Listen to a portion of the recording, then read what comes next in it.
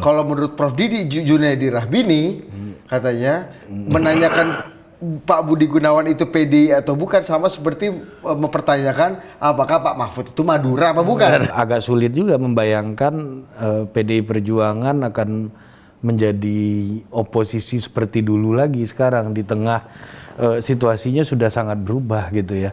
Komunikasinya antara Bu Mega dan Pak Prabowo itu akan lebih mudah daripada Bu Mega dan Pak SBY atau Pak Jokowi dengan Pak Prabowo. Dan Bu Mega dan Pak Jokowi. Dan Bu Mega dan Pak Jokowi karena ini elit lama nih, established family gitu. Betul. Dan kalau lu lihat sebenarnya secara apa ya, kalau nggak mau dibilang look and feel, style, rasa, rosol, PDI dan Gerindra itu kan ada agak banyak sekali kemiripan ya.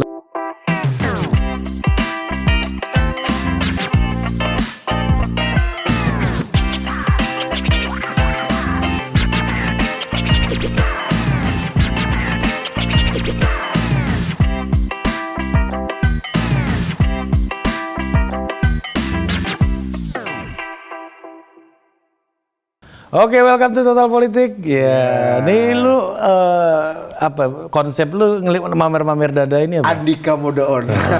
Lagi zaman Andika Perkasa. Kalau Jenderal Andika kan memang buka kancing. Nah, itu dia yang membedakan gue sama Pak Andika. Secara substansi dan hasil mungkin kita akan sama, metodologi yang berbeda.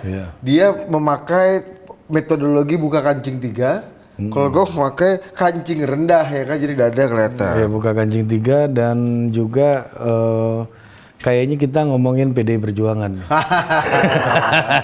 Karena Pak Andika udah ber-KTA PDI ya? Iya kan, cagupnya PDI Perjuangan di Jawa Tengah kan? Iya, dan hampir di semua daerah kalau gue lihat, terutama di daerah-daerah kunci ya, 10 daerah kunci atau 10 daerah besar di Indonesia yang berpilkada, hampir semuanya PDI Perjuangan melawan Kim Plus tuh.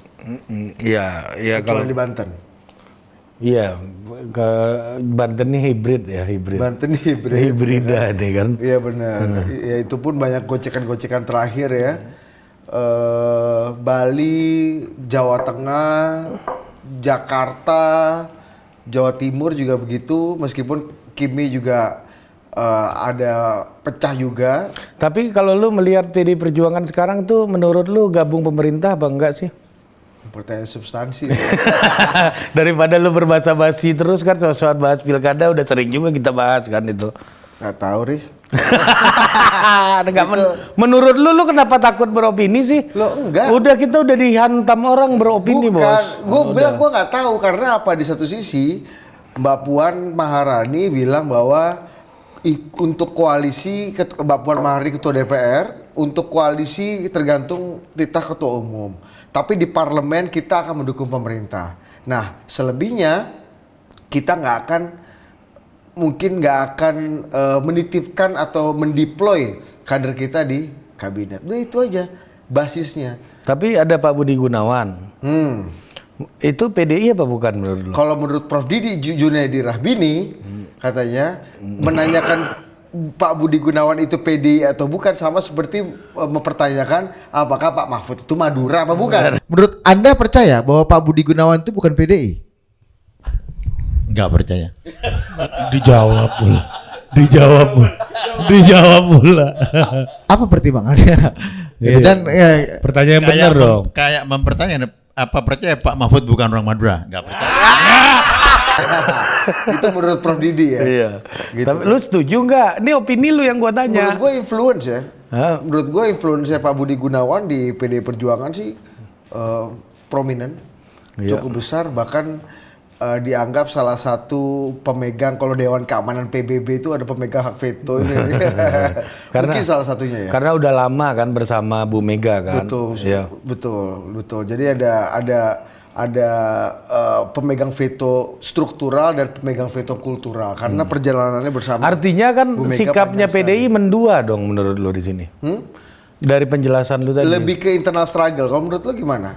Enggak, mau tanya lu. Enggak, ini menurut gue ini wajah daripada internal struggle atau pertarungan pengaruh internal di PDI Perjuangan ya, di internal PDI Perjuangan. Apa maksudnya apa sih? Karena menurut gua beberapa proposal yang kalau kita lihat kan kekhawatiran pertama dari PDI Perjuangan itu kan setelah lewat masa pemilu adalah apakah Undang-Undang MD3 akan dirubah, yang itu berimplikasi pada pergantian, kemungkinan bergantinya ketua DPR, tapi itu kan tidak terjadi. Artinya ada kompromi di situ. Satu. Walaupun nanti kalau ada upaya merubah MD3 lagi nggak ada masalah karena pertarungannya udah selesai Udah kan. selesai, silakan aja dan nggak mungkin berlaku surut kan karena harus di pemilu berikutnya. Ya. Tergantung undang-undang politik. Nah, itu udah gol satu. Ya. Yang kedua, PDI kalau ini. dianggap tadi Pak Budi Gunawan adalah bagian dari keluarga kultural PDI Perjuangan, meskipun dengan kurnya dibantah ya bahwa itu bukan kader, tidak ber-KTA, Administratif. Iya enggak. Hah? Kan administratif ya enggak. Betul. Iya, tapi kultural kata lu tadi. Kultural. Kayak Mbak misalnya siapa ya? Inayah deh. Inayah enggak, gua bukan NU, bukan NU struktural, tapi NU kultural. Sekarang NU struktural dong dia. Udah enggak, dia udah keluar. Oh, kan? udah keluar ya. Iya. Terutama setelah dituduh jadi Betul sih. tim ses Ganjar ini kan. Bapaknya Gus Dur agak susah juga membayangkan Inayah itu PKS gitu, agak susah. Iya. Kan? Walaupun mungkin. Walaupun mungkin. Gitu. Karena ada keluarga Wahid juga yang bekerja cukup dalam dengan PKS. Siapa? Ada kan Gus Ipang kan? Oh iya dulu. Iya kan bikin iklannya kan, beliau pernah cerita di sini nih, maksudnya kan iya. bikin soal kampanye PKS di 2004 apa di awal-awal pemilu lah. Pilkada DKI Jakarta pertama, Adang Doro Jatun tuh Gus Ipang. Jangan kemana-mana dulu ini Pak Budi Gunawan. Iya, dua itu. Yang ketiga ya menurut gua harus ada deklarasi dan pengumuman resmi dari ketua umum. Yang sebenarnya jalan menuju ke sana itu kabarnya ada, kayaknya di sini kita apa di off air ya. Ya udahlah, cerita belakang layar lah ya, banyak orang bahwa sebenarnya kan di detik-detik terakhir Bu Mega ingin ketemu dengan Pak Prabowo kan, cuma pertemuannya nggak jadi gitu. Tapi kan satu hari setelahnya kan Bu Mega di sidang doktoralnya Sekjen Hasto Kristianto. Betul, di hari yang sama harusnya Ibu Mega ketemu Pak Prabowo kan. Oh itu di hari yang sama ya? Di hari yang sama, kan Mas Pram datang hari, apa tuh yang ke... Oh janjiannya sehari sebelumnya. Janjiannya kan masih itu ya, yang Pak Pram datang ke Kertanegara, terus harusnya bertemu pada saat itu, tapi kan Bu Mega katanya kondisinya kurang fit ya. Iya. Terus? Makanya ke acaranya dokter. Berarti ya yang belum deal itu deklarasi terbuka? Iya, dan menurut gua dalam politik seperti ini kalau kayak gini deklarasi terbuka jadi nggak begitu relevan. Yang penting presence di parlemen dan presence di nggak, tunggu dulu, lu apa ada. judgement lu tadi itu bilang nggak terlalu relevan itu apa? Ya karena 2 dari 3 kriteria mungkin udah di ini ya di. Oh ini harus dipenuhi dan satu lagi. dipenuhi semua atau 2 dari 3-nya cukup atau 2. Menurut gua secara substansi 2 dari 3 udah dipenuhi. 3-nya bukan deklarasi sih. apa? Menurut gua kalau lu lihat pengumumannya Pak Prabowo, segitu banyak lembaga, badan, menteri, ada 2 lembaga nih yang menurut gua cukup penting ya. Tapi belum diumumkan struktur dan personalia barunya. Gue tahu nih. BPIP sama satu lagi BRIN. Dan itu dua-duanya Bu Mega kan? Artinya negosiasi atau kesempatan belum selesai. Atau mungkin sudah diputuskan cuma belum diumumkan. Ini yang teka-teki, menurut lo gimana? Ya kalau gue sih melihat ya tadi tuh kan proposal itu udah berseliweran juga di mana-mana pembahasannya, dan menurut gue sih ini jadi hal yang sudah diketahui publik lah, jadi pengetahuan publik dan mau ketemu Bu Mega, mau ketemu Pak Prabowo gitu-gitu kan. Dan dua-duanya punya sebenarnya dalam hati yang terdalam gue kira mau ketemu gitu ya. Karena agak sulit juga membayangkan PDI Perjuangan akan menjadi oposisi seperti dulu lagi sekarang di tengah situasinya sudah sangat berubah gitu ya. Maksudnya gini, Pak Prabowo itu gimana pun pernah jadi calon wakilnya Bu Mega gitu. Ya kan, hubungannya mungkin sebagai apa namanya, Bu Mega dan Pak Prabowo ini menurut gua sebagai hubungan personal itu akan lebih mudah bahasanya saling pahami gitu satu sama lain ketimbang antara Bu Mega dan Pak SBY. Karena Bu Mega dan Pak Prabowo ini kan sama-sama anak menteng, satu anak presiden, satu anak menteri gitu kan, dan punya kultur yang tumbuh di kultur yang agak mirip gitu, kultur elit Indonesia.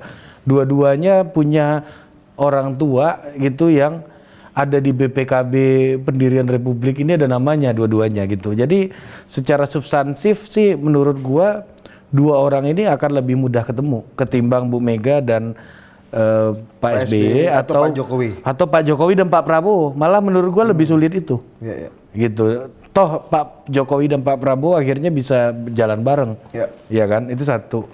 Kedua, ini nggak bisa lepas dari ya gue setuju mengutip lu tadi, internal struggle gitu. Jadi perebutan kekuasaan dan perebutan pengaruh di internal PDI Perjuangan sendiri. Karena jangan lupa sebentar lagi itu akan ada Kongres PDI Perjuangan, ya kan? Yang mana itu bisa aja mentasbihkan Sekjen Hasto Kristianto untuk menjadi sekjen yang ketiga periodenya. Pertama kali ya. Yang dua kali aja ini pertama kali Oh iya, kayaknya. dua nggak ada ya? Iya. Secanggih-canggihnya Pramono Anung atau Cahyokumolo. Cuma satu kali. Cuma satu kali. Nah ini kalau ini hat-trick Hasto Kristianto ini bisa jadi sekjen PDI Perjuangan terpanjang sepanjang sejarah gitu. Kalau sekretaris fraksi kan cuma 2 orang sejak reformasi, Opung Panda sama Pak Bambang Pacul. Sementara. Nah ini yang ketiga nih kan. Baru. Iya baru. Udah diumumin atau belum ya? Belum kayaknya Belum deh. kayaknya. Iya, per hari ini belum kayaknya ya. Iya, ini kita syuting pokoknya. Iya, tapi akan ada orang baru gitu. iya. Nah, artinya ada 3 orang. Kalau sekjen PDI kan banyak. Pak Alex Litai, terus ada Pak Cip, ada Pak Cahyo, Pak Pram, Pak Cahyo dan Pak Hasto. Pak Hasto ada 5 kan. Sekjen lebih banyak gitu. Kalau Ketum satu. Kalau sekretaris fraksi baru 2 orang. 2. Ini yang ketiga nih, ya kan? Karena Pak Panda Pacul sampai 2007 ke belakang. Pak Bambang Pacul. Sampai hari ini kan Pak Bambang Pacul kemungkinan besar udah nggak jadi sekretaris fraksi lagi kan, karena sudah diwakil ketua MPR, lantik presiden, beliau udah gini-gini fotonya gue lihat kan, teken-teken kan. Ini kan. Nah ini nggak lepas dari konteks itu menurut gue. Iya. Jadi ke internal Pak Hasto ini lagi berusaha untuk memberitahu calon kompetitornya di Kongres selanjutnya ini, ya. Ini kemarin gue udah berhasil nih reshuffle masukin orang-orang gue. Iya kan? Itu kan orang hanya Pak Hasto semua yang tipikalnya attacking semua itu kepada Reshuffle di kabinet PDI. Iya, kabinet PDI. Pak Jokowi kan menyerang Pak Jokowi semua tuh. Walaupun ke Pak Prabowo agak bersayap ya, tapi kan dalam konteks ini kita nggak bisa bedain Pak Prabowo dan Pak Jokowi gitu. Ini bisa jadi ini kesamaannya lebih banyak, walaupun perbedaannya juga ada, tapi kesamaannya pasti lebih banyak gitu dalam hal kepentingan membangun pemerintahan. Gitu. Walaupun beberapa kader-kader PDI Perjuangan, salah satunya yang gue lihat lah, let's say ketua DPP-nya PDI Perjuangan, squad barunya Pak Hasto, misalnya Bang Roni Talapesi, itu udah ikut kohort yang bareng Bang Jansen, iya, Bang Jansen, ya kan?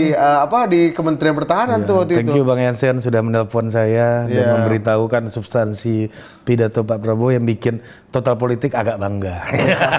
Jadi di situ kalau anda mau tahu ceritanya tanya Bang Jansen lah. Nggak valid kita memuji diri sendiri bos. Nggak bagus gitu. Lanjut. Nah ini dan ternyata ketimbang bertemu Pak Prabowo, Bu Mega lebih punya preferensi untuk datang ke promosi doktor yang keduanya Pak Hasto Kristianto. Promosi doktor yang pertama dulu Bu Mega ikut berpidato kalau nggak salah di Unhan kan. Iya tentang geopolitik Bung Karno yang udah jadi buku juga. Produktif beliau ini nulis dan ini kita harus apresiasi gitu ya. Iya, ada sekjen partai yang produktif menelurkan karya-karya intelektual nih menurut gua ya itu langka di hari-hari kayak sekarang gitu ya. Apalagi beliau sibuk banget kan pasti jadi sekjen partai pemenang pemilu gitu ya. Ya, dan ini dokternya bukan HC ya? Bukan, ini dokter benar nih, 3,5 tahun beliau. Walaupun cepat juga tuh 3,5 tahun untuk sekjen partai itu harus diakui juga. Dan fokus beliau. Cepat. Soalnya dulu ibu mertua gue tuh 4,5 tahun kalau nggak salah. Kerjaannya cuma neliti sama ngajar. Iya. 4,5 tahun. Iya. Gue kan waktu si oma promosi dokter, gue yang pendamping ngasih kertas itu tuh gue. Iya, yang kayak di belakangnya Iya ya? di belakang tuh kan gue yang ngasih kertas tuh kan, Asisten ini ya. pengujinya kawan-kawan semua Dibayar kan. berapa tuh Ar kalau gitu Ar? Biasanya sih dulu kalau mahasiswa 300.000 tarifnya tuh. Lumayan. Buat mahasiswa lumayan. Bro. Lumayan, gua kan enggak, gua yang bayar. Ikut traktir gua waktu itu. Ya, terus. Nah, Internal struggle. ya ini cara Pak Hasto menurut gua gitu untuk menyampaikan ke kompetitornya. Lu kalau mau jadi sekjen, pikir ulang lagi.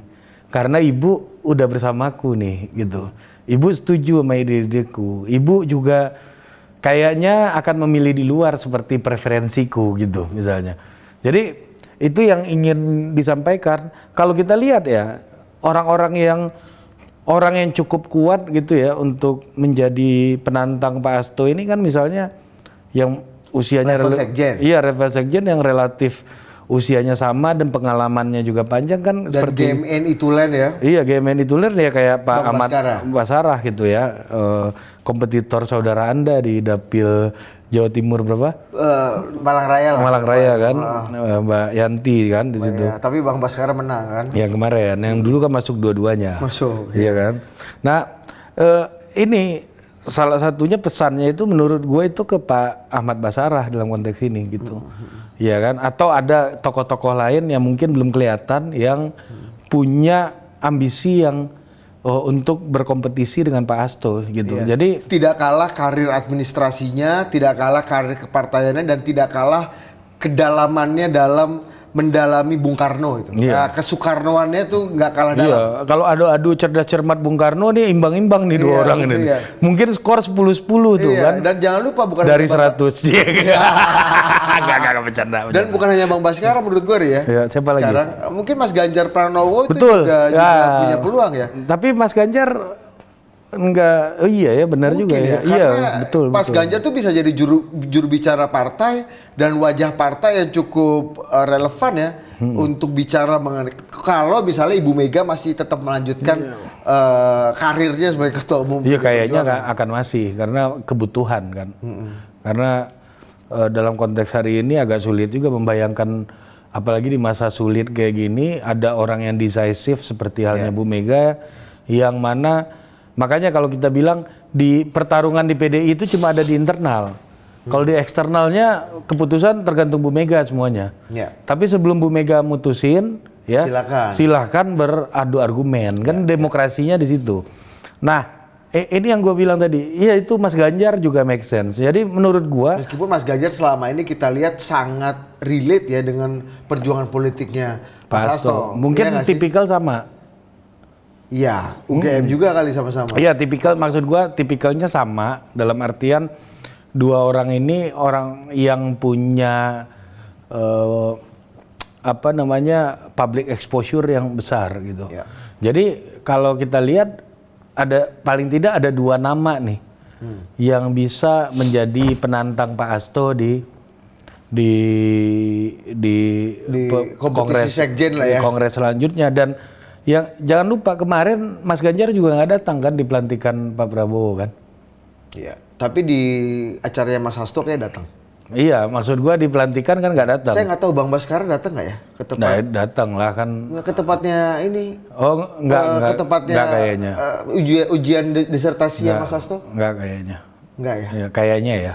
Bisa dianggap nggak orang yang atau elit PDI Perjuangan yang tidak datang itu yang ada di kubu yang tidak bersama? Nggak juga. Karena Mbak Puan juga nggak datang. Nggak juga, tapi di level ya yang lain sih pada datang semua sih itu. Ya, kita nggak lihat, kita Iya. nggak pegang megang iya. data juga Iya. sih. Tapi gue sih yakin ya, mungkin di puncuk-puncuk elitnya banyak pertimbangan lain, tapi yang di level meso ke bawah itu pada datang semua sih, gua rasa.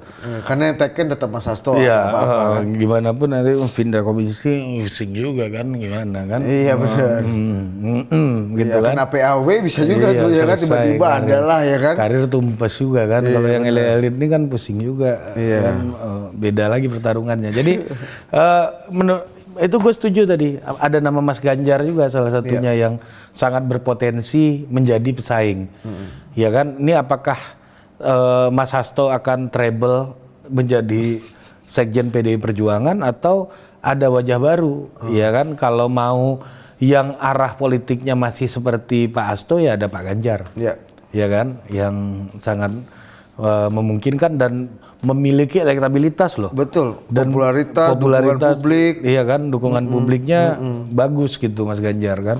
Ya. Nah tapi di sisi yang lain kalau punya spek yang mengerti dan memahami pemikiran Bung Karno, gua rasa sih Bang Ahmad Basarah gak kalah sama Betul. Pak Hasto gitu. Karena selama ini kalau gue lihat ya, baik sebagai aktivis ataupun sebagai petinggi partai, salah satu main course apa ya, basis perjuangannya Bang Basarah yang terus ditularkan dan diwartakan kemana-mana tuh ya tentang kesukarnoan. Iya betul. Agak konsisten dia. Gue ingat Sama kayak Mas Arief Wibowo gitu-gitu lah kita kan lihat. Kalau Mas Arief Wibowo kan kepemiluan kan, pakar pemilu dan sangat detail memahami proses-proses pemilu gitu ya. Nah, gue ingat banget kan dulu itu kalau nggak salah pimpinan MPR tuh cuma wakil tuh cuma 5 orang. Setelah 2014, 5 orang tuh. Sekitar tahun 2017 aturan diubah. Jadi setiap partai itu punya satu perwakilan jadi wakil ketua MPR. Itu tengah-tengah jalan ya? Tengah-tengah jalan. Ketua MPR-nya Pak Zulkifli Pak Zulkifli Hasan. Gua kan waktu itu stafnya Pak Zul. Oh, lu mengalami dari mengalami dari masa yang dikit. Iya, gua sampai masa yang banyak. Pelantikan Bang Basarah gua datang. Oke. Gua datang di situ dan Terus. gua itu inget banget Pak Zul itu memperkenalkan Bang Basarah ke publik, tau nggak lo apa? Profesor Pancasila. Jadi top of mind-nya Bang Basarah itu pidato 1 Juni. Iya. Jadi orang yang dianggap memahami pidato 1 Juninya Bung Karno dengan sangat kafah gitu. Betul. Nah, ini mungkin Pak Hasto butuh menulis 2 disertasi dulu untuk menyamai branding satu Profesor Pancasilanya Bang Ahmad Basarah gitu. Betul. Karena ini kan masalah rekognisi kan. Betul. Bang Basarah direkognisi baik oleh aktivis, publik ataupun elit sebagai Profesor Pancasila atau orang yang mengerti betul alam pikiran Bung Karno. Iya. Pak Hasto kan muncul dari belakang nih untuk bisa kan pakai legitimasi akademik. Betul. Kalau Bang Basarah kan memang dia udah lama dianggap oleh publik gitu ya, mengerti philosophical goals-nya daripada pidato 1 Juni itu. Sama kayak misalnya kalau di politik, kalau di unsur atau bidang kepemiluan, Mas Arief Wibowo itu udah kita tahu tuh roots-nya ada di kepemiluan. Atau kalau dulu almarhum Ferry Baldan. Atau Kang Agun Gunanjar. Itu tuh 3 orang itu tuh kalau kata Opung Panda pernah cerita, itu bos, kalau udah Ferry, Agun sama Arief ngomong pemilu, oh arti kita tahu ini barang serius. Iya kan? Ya itu, dan dalam kebung Karnoan gitu ya, bahwa nama Bang Ahmad Basarah ini nggak kaleng-kaleng lah untuk bisa menyaingi kebung Karnoannya daripada Pak Hasto, walaupun kita harus akui branding Pak Hasto sekarang sebagai orang yang sangat mengerti dan mendalami Bung Karno juga udah mulai menguat juga gitu. Betul, dan menurut gua Bang Basarah itu membangun image ke Bung Karnoannya itu sebelum era digital. Betul. Jadi memang tidak akhirnya untuk orang-orang sekarang itu nggak bisa melihat tuh jejak-jejak digital dan memorabilia digitalnya Bang Basarah di soal kesukarnoan. Bagus juga kita undang beliau di sini ya. Iya betul. Iya benar Bang. Buat orang-orang kayak kita nih ya. Iya kita belum pernah loh. Undang Bang Basarah loh. Orang-orang kayak kita yang punya abang-abang, mungkin dulu aktivis kalau bicara Soekarno Pancasila itu ya Bang Basara tuh. Bang Basara, betul. Iya kan? Dan ini kita bulan apa Kongres PDI bulan Gua kurang tahu. Januari tahun depan kan udah dekat kan. 2025. Ya, dan ini juga akan menjadi melihat positioningnya gimana nanti PDI Perjuangan ini setelah menunjuk sekjennya siapa gitu. Nah, menurut gua, tapi kan kalau bicara sekjen dengan Ketua Umum Megawati, artinya tidak ada pendapat lain yang bisa membuat seseorang itu menjadi sekjen kecuali Bu keputusan dan pendapat Ibu Mega, gitu kan? Nah, Ya. ini kan artinya pertarungan ini nih, apa ya? Pertarungan opini yang ada di sekitar Bu Mega kan, ini yang menjadi penting ya. Ya, Kalau betul. menurut lu apa yang membedakan gitu ya unsur-unsur plusnya Mas Hasto dan Bang Baskara di kepala Bu Mega itu apa? Karena menurut gua kalau Pak Hasto ini kekuatannya adalah udah 10 tahun bersama. Jadi Bu Mega udah terbiasa dengan pelayanan Pak Hasto pasti. Ya kan, dan Pak Hasto sampai apa namanya gua dengar tinggalnya di dekat rumah Bu Mega lah, nggak jauh lah gitu kan. Dan seorang orang politik tahu itu gitu. Artinya kan memang pelayanan terhadap keinginan Bu Mega ini hari-hari ya Pak Hasto menjalankannya dengan maksimal. Kedua, ya kan Pak Hasto juga punya kemampuan untuk merangsang imajinasi Bu Mega soal Bung Karno ini. Iya. Iya kan, jadi dalam pidato-pidato Bu Mega kan kita ngelihat tuh, kamu nggak kenal siapa namanya? Cilikriwut. Cilikriwut gitu Siapa yang kan. dari Kalimantan Tengah? Iya kan. Iya kan? Saya Bu, ada mungkin salah satu dia Aku Om Cilik tidur loh waktu aku datang itu waktu iya, itu kan. ini gue masih ingat tuh pidatonya. Iya. Nih, kamu siapa Kalimantan Tengah? Aku itu dulu, itu kan bapakku itu kan suka ngumpulin teman-temannya tuh, rapat sampai pagi segala macam di rumah. Begitu saya bangun tidur, saya kaget. Loh, kok ada orang yang tidur di atas meja makan? Pas aku lihat, loh, kok ada Om Cilik di situ? So aku bangunkan bapak.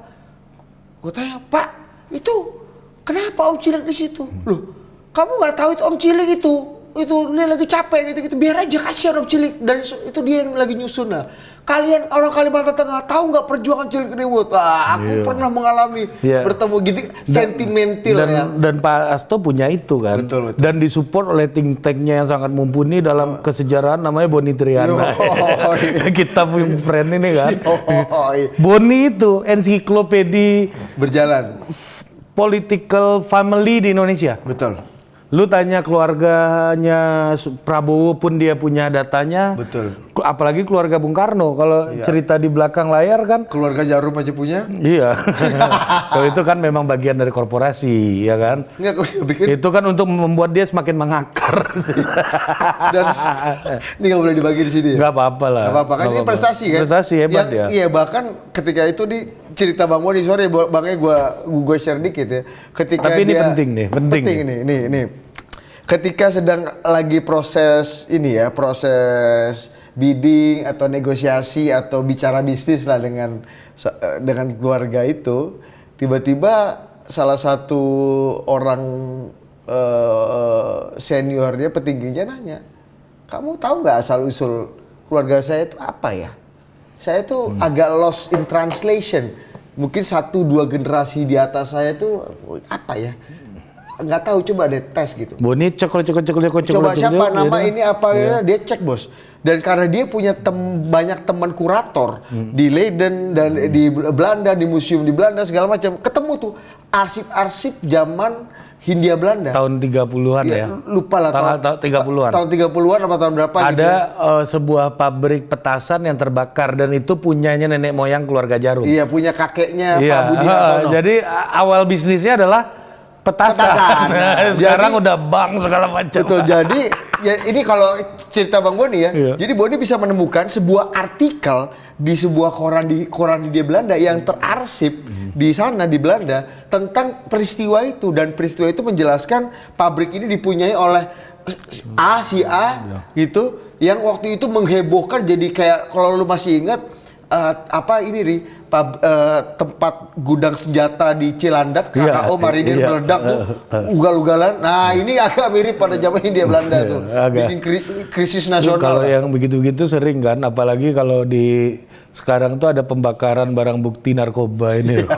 Satu kampung Mampung. Satu kampung mampung. Iya. Asam ganja ini.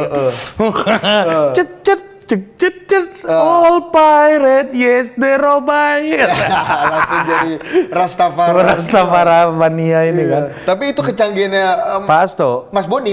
Iya, iya kan ini kan Pak Hasto yang Iya. punya think tank gitu. Betul. Lu boleh suka atau tidak suka sama Pak Hasto ya. Ini di publik kan sangat terbelah gitu kan karena sikapnya Pak Hasto yang keras kepada pemerintah terutama kepada Pak Jokowi. Di dalam hal pertingtengan gitu dia melakukan upaya untuk membangun itu. Betul. Dan Walaupun mungkin ini kepentingannya salah satunya untuk melayani keinginan tahuannya Bu Mega yang gitu misalnya. semakin berusia semakin romantis Iya, terhadap betul. peristiwa masa lalu. Karena Iya. kalau lu perhatiin pidato-pidato Bu Mega itu selalu hampir pasti ya selalu mengangkat peristiwa-peristiwa, kejadian-kejadian, pikiran-pikiran, kalimat-kalimat dari Bung Karno. Ya, dan Pak Hasto dengan jeli kan baca, ini Boni Triana kalau diinstal di sini nih bisa melayani dengan lebih optimal gitu kan. Betul. Dan kan kalau Pak Ahok kan suka ngirim makanan kan. Iya, Pak Ahok sama Om P, Bos. Iya, Om P kan. Sayang Om P, ente nggak hire think tank sejarawan iya, ente hire-nya ahli kuliner aja. Nah, karena menurut gue ini political innovation ya. Gimana melayani, ya kalau nggak mau dibilang majikan ya, galah lah kalau bahasa Komandan Pacul ya. Galahmu itu ada sisi-sisi lain yang ternyata nggak bisa dilayani hanya dengan pelayanan-pelayanan yang konvensional atau business as usual. Iya. Kan ini Jadi sorry. ada yang bangunlah jiwanya, bangunlah raganya itu. Ini yang kita menarik dari sosok Bu Mega sebenarnya. Kalau misalnya di dalam politik kan ya kita tahulah ada anak buah yang kerjaannya nyariin cewek buat bosnya ada. Nyariin ustadz ada, nyariin proyek duit ada gitu. Tapi ini mencarikan historical narratives gitu kan, ini kan pelayanan yang sangat niche gitu. Niche dan menurut gue ini part of the innovation. Iya. Menurut gue inovasi baru. Hebat kalau dalam hal itu Pak Hasto hebat. Gue inget ya gimana Pak Sarwono Kusumaatmadja melayani galahnya waktu itu Sudarmono dan Soeharto sebagai sekjen Golkar. Dia bangun sistem KTA pertama untuk Golkar dengan sistem administrasi yang sangat rapi yang waktu itu belum terbayang partai politik punya kerigitan dan kerapian administrasi kayak gitu. Jadi Pak Harto di situ berpikir, wah artinya Golkar dengan di tangan anak-anak muda bisa menuju partai modern. Mungkin 10 atau 15 tahun ke depan ketika kita sudah lebih demokratis. Iya, dan Pak Harto juga udah memproyeksikan bahwa kita akan memasuki alam multipartai nanti. Betul. Ya kan? Makanya orang-orang kayak Sarwono diminta dan Golkar, di-install ya. Golkar harus tetap survive waktu itu. Tapi lepas kembali ke urusan PD Perjuangan, ini memang untuk jadi challengernya Pak Hasto ini nggak ringan. Butuh extraordinary effort. Karena ini udah extraordinary service. Betul. You have to challenge it with the extraordinary effort. Tapi gini nih, sebenarnya extraordinary effort untuk mempengaruhi alam pikiran dan kemauan Ibu Mega itu mungkin berat, Ri. Tapi sekjen partai itu di mana-mana itu harus inline dan sesuai dengan kebutuhan dan kondisi partai di tengah alam politik. Ekosistem politik. Nah, menjadi bagian dari koalisi Prabowo Gibran, Junto Jokowi, kalau mau dibilang, yang mungkin kalau kita lihat prakondisi 1, prakondisi 2, prakondisi 3, kayaknya hampir terpenuhi semua.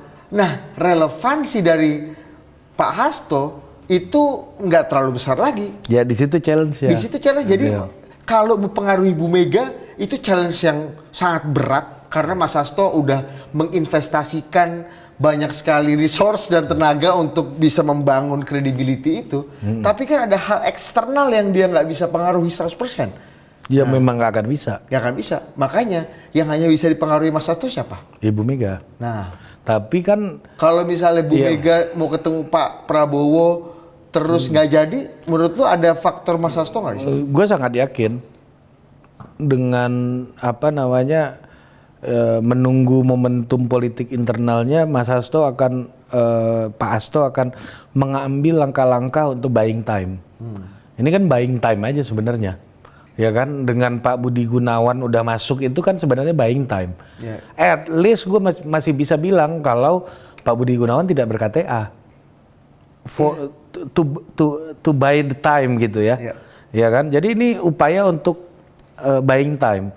Nah, Dengan alasan itu postulat Pak Tidak PG ber-KTA. tidak ber-KTA itu akan Ber-KTA. jadi campaign ya. Campaign, dan itu buying time aja gitu. Nah, tapi cepat atau lambat apa namanya pertemuan Bu Mega dan Pak Prabowo, jika itu terjadi ya itu yang gue bilang tadi, extraordinary service ya bisa di challenge oleh extraordinary effort. Dari siapa?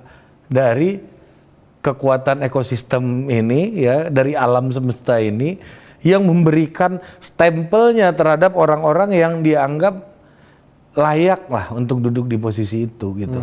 Ya walaupun itu lagi-lagi kembali kalau ditanya ke orang PDI, semuanya hak dari Bu Mega sepenuhnya kan. Betul, gitu dan kan. Itu Nah, itu satu-satunya hal yang tidak bisa lu ukur dan Nggak tidak bisa. bisa 100% lu prediksi. nggak bisa diprediksi, tapi Apa hasilnya? dalam suasana yang kayak sekarang gitu ya, tiba-tiba ada pertemuan, ternyata hatinya Bu Mega tersentuh dan lain-lain dengan Pak Prabowo. Lagi-lagi balik ke postulat di awal tadi bahwa komunikasinya antara Bu Mega dan Pak Prabowo itu akan lebih mudah daripada Bu Mega dan Pak SBY atau Pak Jokowi dengan Pak Prabowo. Dan Bu Mega dan Pak Jokowi. Dan Bu Mega dan Pak Jokowi, karena ini elit lama nih. Ya, ya, ya. Bu Mega ini sama kayak Pak Prabowo, Dan established family gitu. betul. Dan kalau lu lihat sebenarnya secara apa ya, kalau nggak mau dibilang look and feel, style, rasa, rosol, PDI dan Gerindra itu kan ada agak Mirip. banyak sekali kemiripan ya. Lebih banyak miripnya Lebih daripada banyak miripnya. daripada bedanya. Betul, ritualnya ada, seremoni yang sangat sakral gitu ya, yang lu nggak bisa ganti nih. Ada himne yang lu betul-betul lu bisa nangis kalau lu sambil lu rasakan dan lu resapi gitu. Bagaimana sosok pahlawan atau sosok pendahulu yang udah sangat berpengaruh dan sangat punya peran besar di partai itu juga, kalau nggak mau dibilang dikultuskan, itu juga bagian dari ritual. Memiliki sama-sama memelihara tradisi patriotik dua-duanya. Betul, itu patriotik, cinta tanah air, tapi dengan cara yang mungkin agak berbeda. Ekspresinya yang satu nasionalisme Jawa gitu Ya. kan. Yang satu nasionalisme militer. Betul. Ya kan, ya gimana ya, Jawa sama militer ya kulturnya mirip-mirip lah. Market sama, iya. Market agak sama. Iya. Dan satu ada postulat orang yang gua kayaknya yakini kebenarannya. Orang yang keluar dari PDI umumnya nggak bisa survive di Partai Golkar, di PAN, di PKB misalnya gitu-gitu ya. Nggak bisa survive itu artinya nggak bisa sebagus kadernya di PDI atau membuat partai sendiri, umumnya nggak berhasil. Tapi mungkin dia bisa survive ketika di Gerindra. Betul. Begitupun sebaliknya. Karena ya itu tadi kulturnya mirip gitu kan, kulturnya mirip dan apa namanya, Patron ya. Ya patronnya kuat, Berbaris. komando gitu ya. Dan ini tapi kan dua-duanya juga melahirkan problem yang sama gitu. Menghadirkan ketidakpastian siapa pengganti Prabowo dan Megawati di partainya masing-masing kan. Iya, dua-duanya. Iya, dua-duanya kan sama gitu kan, karena memiliki kultur yang sama gitu. Dan makin lama kekhawatiran itu makin meningkat seiring dengan bertambahnya usia dua tokoh ini. Iya, dan lagi-lagi oleh karena itu siapa yang duduk di posisi sekjen PDI Perjuangan itu sangat strategis gitu. Nah, ini dalam kasus ini agak berbeda dengan Partai Gerindra gitu ya. Dalam kasus posisi sekjen gitu. Karena di Gerindra mengenal konsep ketua harian ini kan. Iya kan? Iya kan? Daily politics, Daily ya. politics kan. Chief of the daily politics. Iya, chief of the daily politics-nya ada gitu. Tapi di PDI kan Bu Mega sendiri yang langsung mengambil peran itu yang Kalaupun tidak dianggap Bu Mega yang mengambil peran dalam politik harian ya Pak Sekjen. Ya, karena ya Bu Mega kan ambil langsung, Din. Karena Bu Mega kan nggak duduk di jabatan politik yang membutuhkan waktu dan tenaga yang besar seperti halnya Pak Prabowo. Iya. Pak Prabowo sebelumnya Menhan yang butuh waktu yang panjang juga untuk mengurusi urusan pertahanan dan lain-lain. Ya kan, kalau Bu Mega ya bisa kita bilang jabatan simbolik ya. Dewan Pembina BRIN, BPIP, ya ada jabatannya, tapi lebih banyak fungsi-fungsi sosok negarawannya ketimbang sosok pemerintahannya gitu.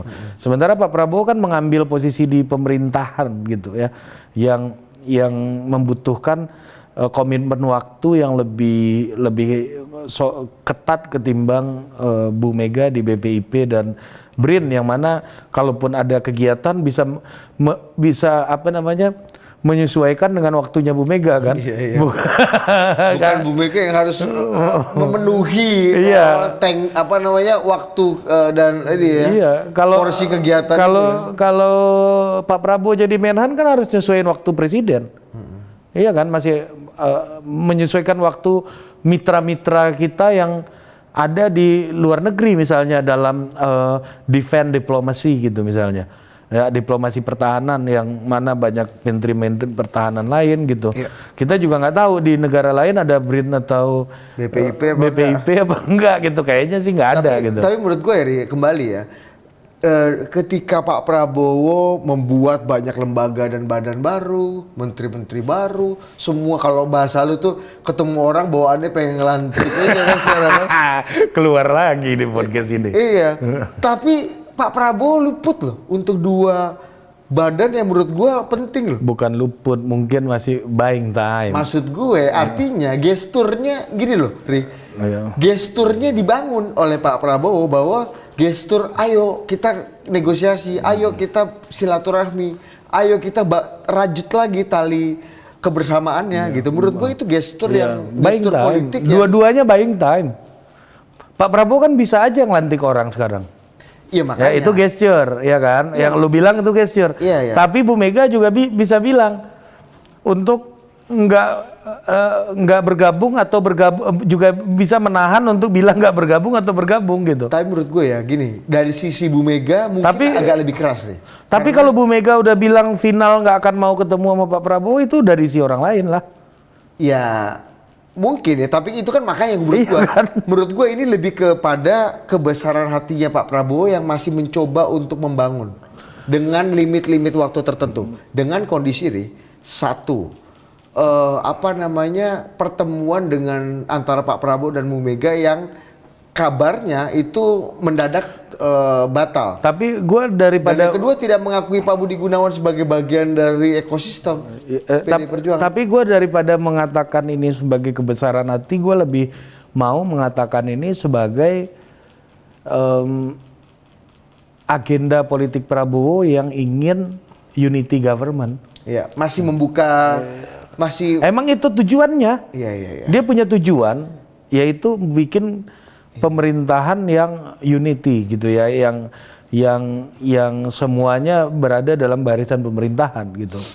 Itu agenda besarnya, karena mungkin aja Pak Prabowo ingin menikmati dalam tanda kutip menjadi presiden dari kick off gitu.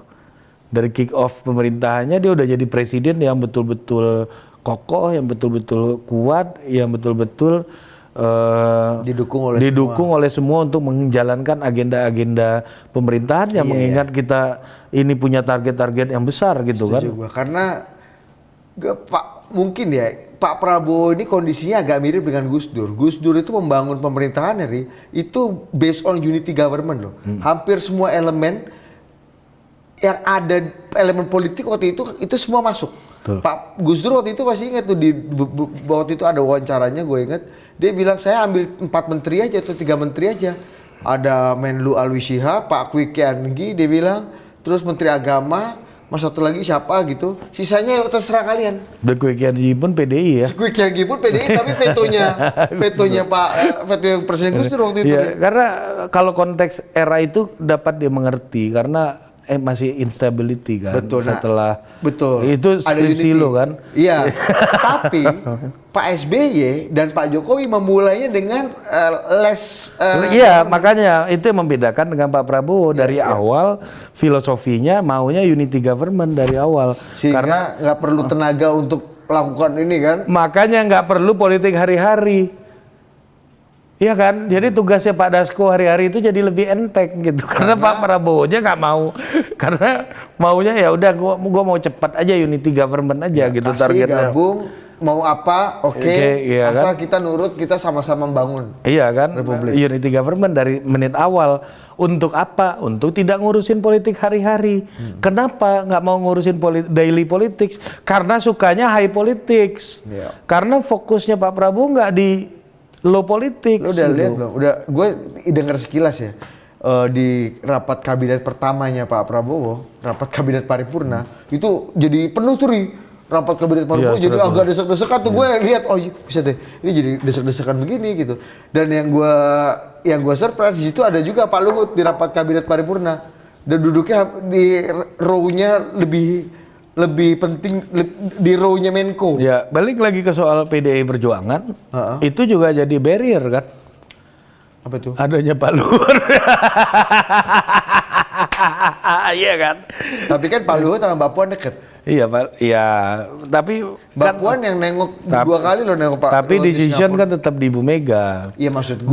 Dan ikon Jokowi itu ya Luhut Binsar Panjaitan. Salah satunya. Iya, yang paling sangat Jokowi.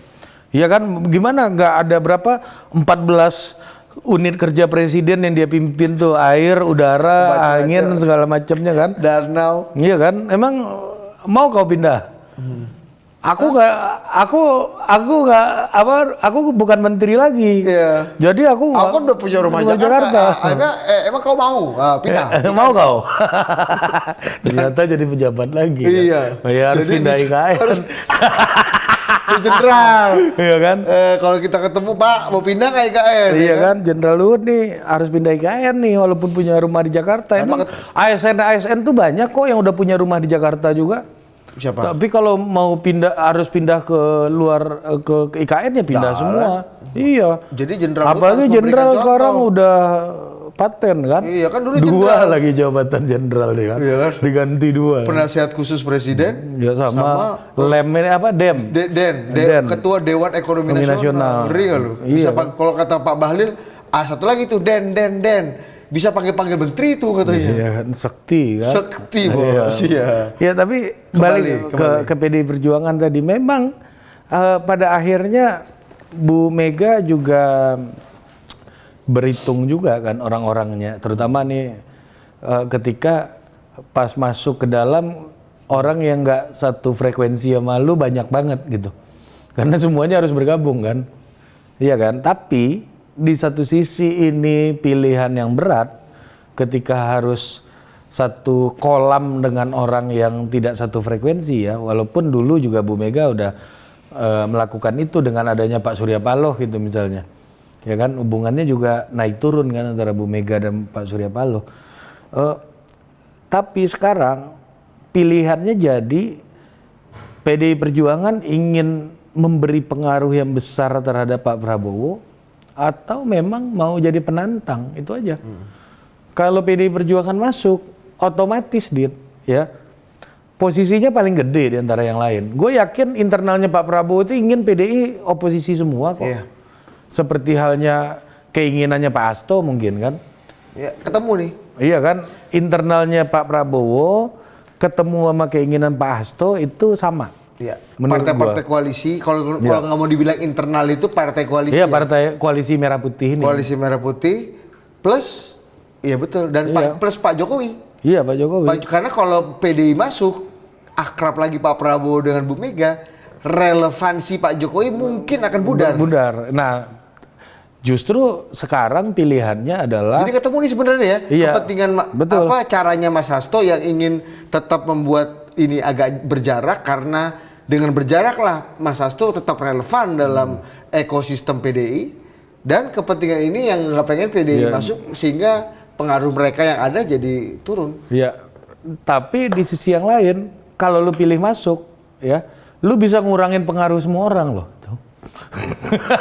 Maksudnya kalau PDI masuk, Iya, makanya mereka nggak mau. Karena kalau Pilihannya. satu masuk ini kan kapal besar, bos. Iya. Kapal besar ini kan ombaknya yang dibelah juga akan banyak, bos. Banyak. Kalau sekoci kan paling cer gitu kan. Kalau ini kan suruh ikut, Iya bisa kan? gitu kan. Iya, makanya Minggir ente, minggir. Ya, artinya apa? Artinya karena lu jangan lupa bahwa Pak Prabowo dan Bu Mega ini itu lebih dari hubungan satu orang dengan orang yang lain. Iya. Ini hubungan dua partai besar ini. Yang mana kalaupun mereka udah nggak ada, partainya ini pasti masih ada. Ya kecuali nggak lolos threshold ya, memang hancur banget kita nggak tahu. Tapi melihat Kecuali Pak Prabowo ada wasiat, Iya. kalau saya sudah nggak ada artinya partai ini bubar dengan sendirinya, bisa aja. bisa juga gitu ya, ada faktor-faktor lain. Tapi mayoritas sih ini agak umurnya panjang. Karena kalau lu udah bangun institusi politik, pasti umur gagasannya jadi panjang gitu. Nah, ini bisa jadi agenda koalisi 2029 PDI dan Pak Prabowo kalau PDI masuk.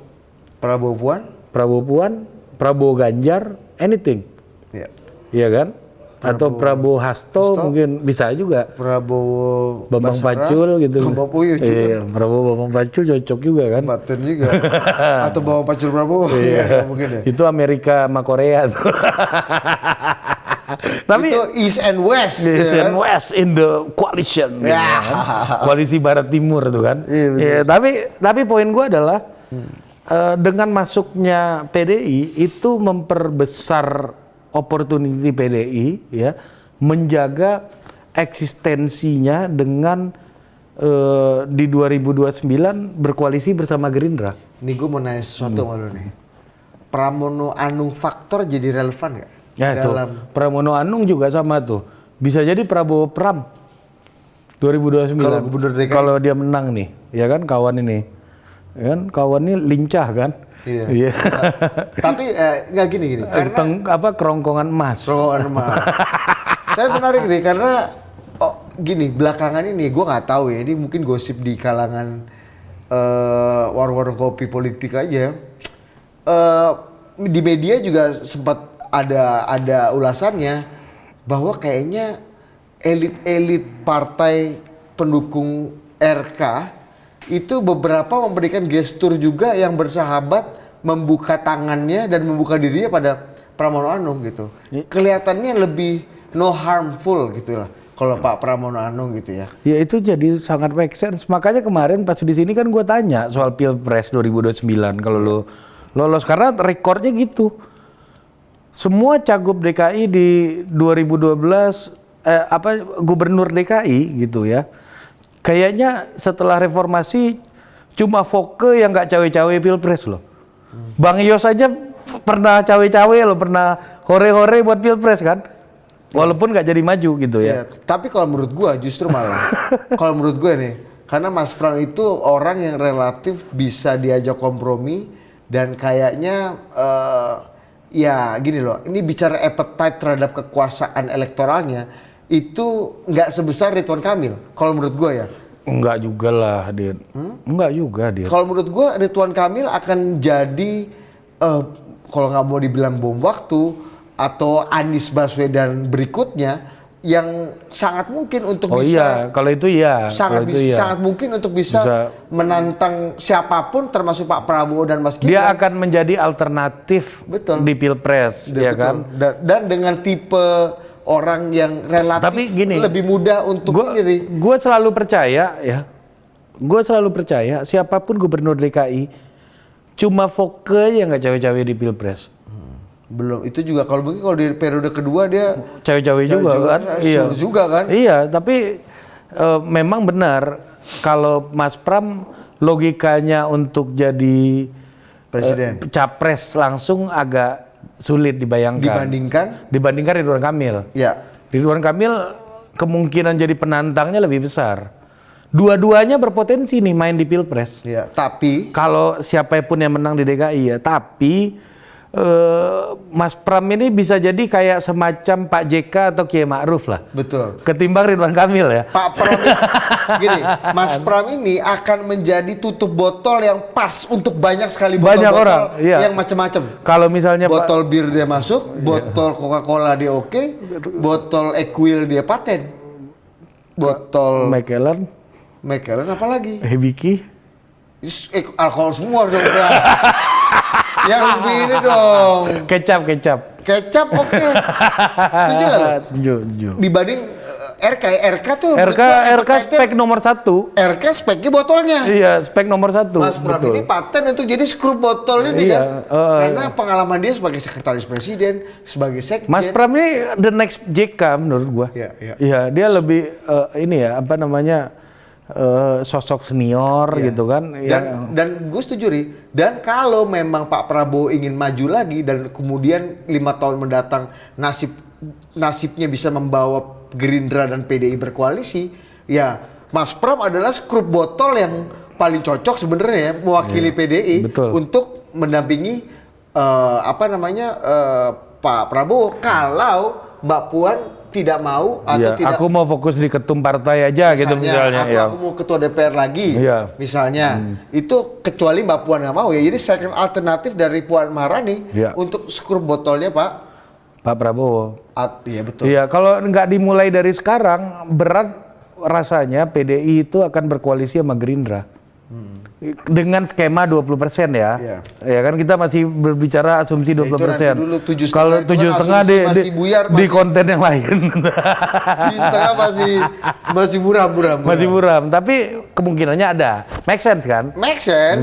Tapi ini di skema 20% ini ya mau nggak mau kalau mau jadi wakilnya Prabowo di 2029, PDI harus masuk dari sekarang. Dan ini akan menjadi iya betul ya, koalisi partai nasionalis terbesar antara apa namanya Golkar dan PD Perjuangan. Golkar PD Perjuangan dan Gerindra. Iya kan kalau dengan skema 20%, kalau dua ini udah kolaps, rata, yang lain ikut pasti. Ini bisa jadi satu calon di 2029. Kalau bergabung. Kalau bergabungnya PDI. Terus Mas Gibran kemana?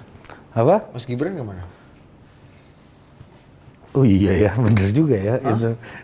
Ya itu tergantung Pak Jokowi lah. Dan Mas Gibran.